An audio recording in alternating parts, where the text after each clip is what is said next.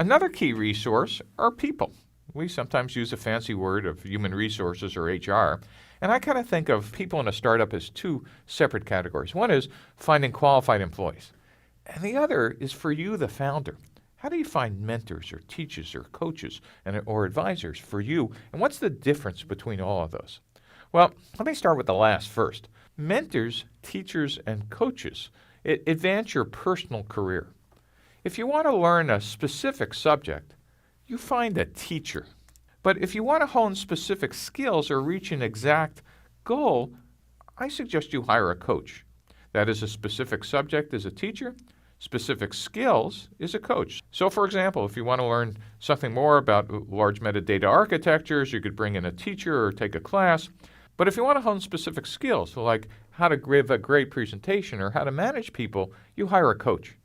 But the one that sometimes founders forget is if you want to get smarter and better over your career, you want to find someone who cares enough about you to be a mentor. And mentors are very different than teachers or coaches. Mentors are actually a two-way street.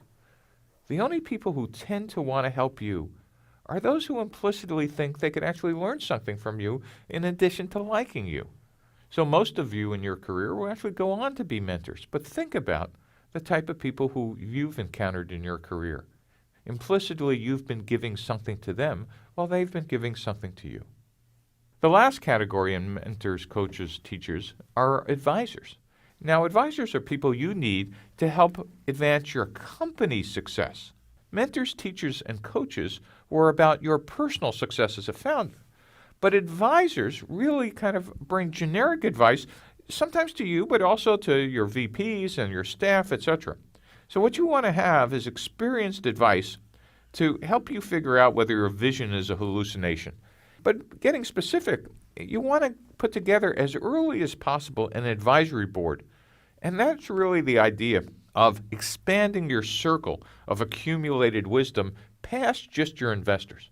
A mistake that founders make the first time is thinking that their venture capitalists or their angel investors are your advisory board.